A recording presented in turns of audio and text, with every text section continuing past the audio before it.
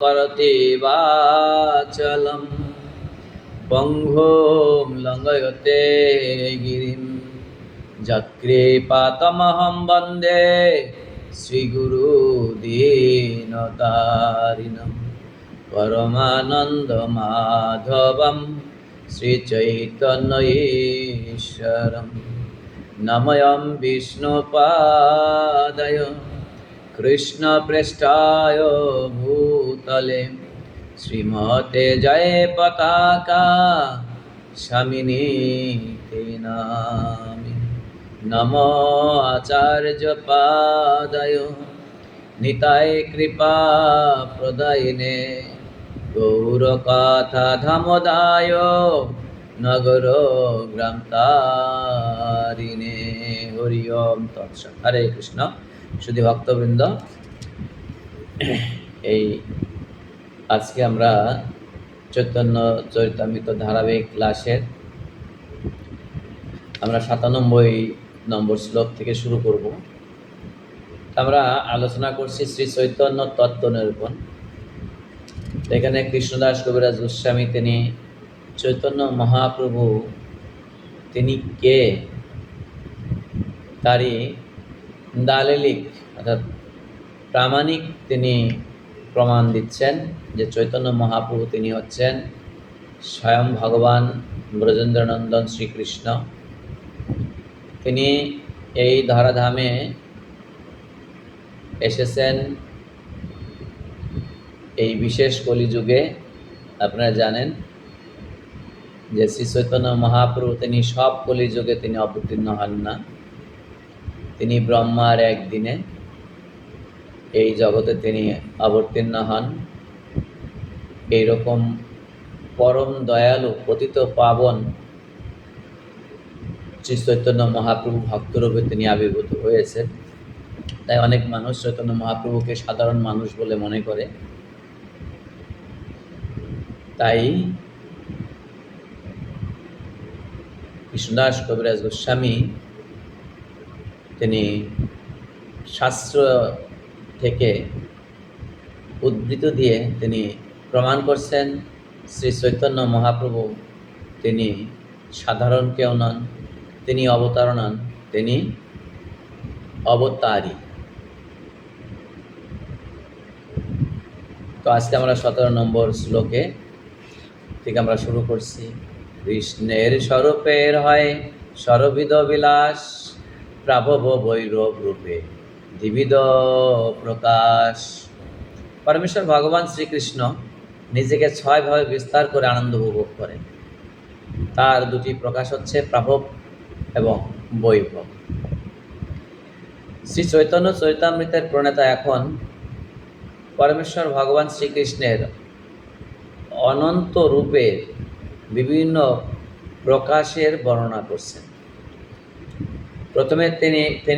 প্রথমে ভগবান নিজেকে প্রাভব এবং বৈভব এই দুটি রূপে প্রকাশ করেন। প্রাভব রূপ ভগবান শ্রীকৃষ্ণের মতোই সর্বশক্তিমান এবং বৈভব রূপ ভগবানের পূর্ণ শক্তি থেকে কিঞ্চিৎ কম শক্তি সম্পন্ন। প্রাভব শক্তিটা হচ্ছে ভগবানের সর্বশক্তিমান, আর বৈভব হচ্ছে তার কিঞ্চিৎ কম, সর্বশক্তিমানের থেকে কিঞ্চিৎ কম। যেমন কৃষ্ণ ভগবান কৃষ্ণের কয়টি গুণ? ৬৪টি গুণ। আর বিষ্ণুর কয়টি গুণ? ৬০টি গুণ। একই ভগবান, বিষ্ণুরূপে ভগবানের গুণ কিছু কম। ঠিক প্রাভব এবং বৈভব এরকমই, যে ভগবানের যে শক্তিমত্তা বা সর্বশক্তি, তিনি যে সর্বশক্তিমান, তার থেকে একটু কম হচ্ছে এই বৈভব প্রকাশের। তো প্রাভব শক্তির তারতম্যে প্রভুত্বের প্রাবল্যে প্রাভব প্রকাশ এবং বিভূত্বের প্রাবল্যে বৈভব প্রকাশ। তো প্রাভব প্রকাশ আবার দুই প্রকার, একটা হচ্ছে স্থায়ী আর একটা হচ্ছে অস্থায়ী। তো প্রাভব প্রকাশ কয় প্রকার? দু প্রকারের। একটা হচ্ছে স্থায়ী আর একটা হচ্ছে অস্থায়ী। তো যারা অস্থায়ী যে অবতার ভগবানের তারা হচ্ছেন মোহিনী রূপ, যেটা আমরা জানি যে যখন অসুর এবং দেবতাদের মধ্যে মন্দার পর্বতে যে সমুদ্র মন্থন লীলা হয়েছিল, সেই লীলাতে ভগবান অমৃত নিয়ে মোহিনী রূপ ধারণ করে তিনি এসেছিলেন। তারপরে রয়েছে হংস এবং শুক্ল প্রভৃতি অবতার হচ্ছে ভগবানের অস্থায়ী অবতার। এরা বিশেষ কোনো যুগে এদের প্রকাশ হয়, এরা সব যুগে হয় না, বিশেষ কোনো যুগে বিশেষ কার্য সাধনের জন্য এদের অবতরণ হয়। অন্যান্য প্রভাবেরা যারা জড় জাগতিক বিচারে খুব বেশি যশস্বী নন, তারা হচ্ছেন ধন্বন্তরী, তারপরে ঋষভ, ভগবান ঋষভদেব, আমরা ভাগবত আমরা দেখব ভগবান ঋষভদেবের চরিত্র। তার ব্যাসদেব, এই যে আমরা শ্রীমদ্ ভাগবত আলোচনা করছি, এই ব্যাসদেব হচ্ছেন ভগবানের সপ্তাদশ অবতার। তাকে প্রাভবের মানে স্থায়ী প্রভাবের মধ্যে রাখা হয়েছে।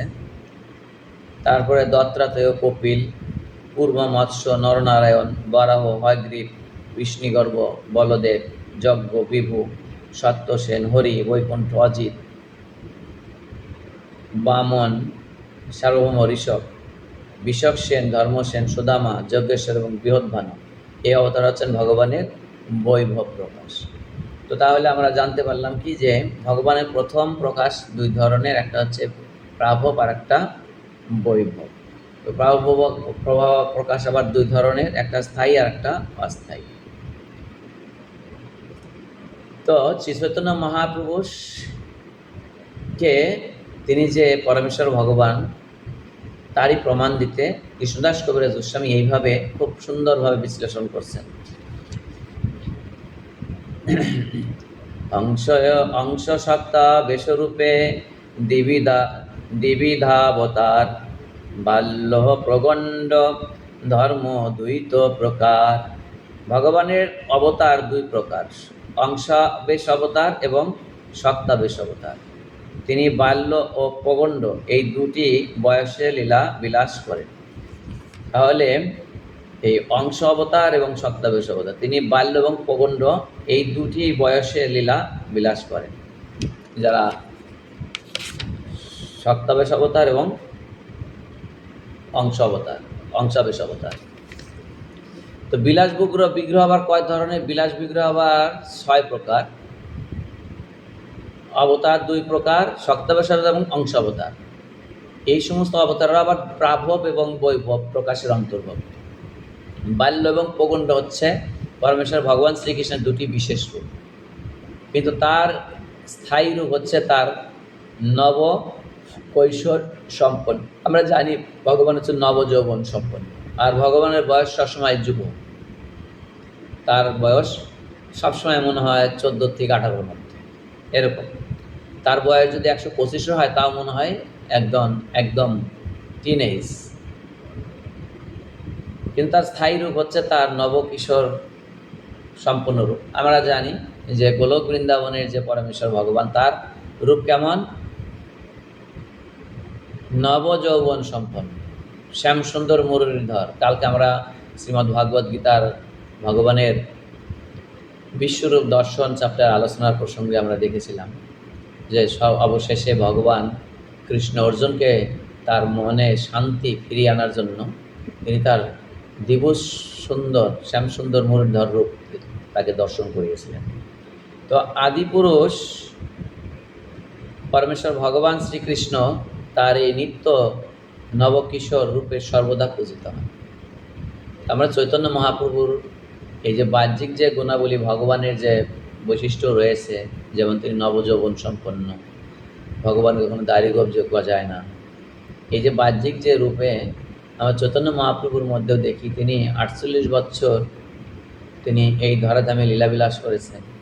ভগবানের কখনো, মহাপ্রভুর কখনো দাড়ি গোঁফ গজায়নি, তিনি তার চুল কখনো পাকেনি, তিনি সবসময় নবযৌবন সম্পন্ন, সবসময় একটা যুবক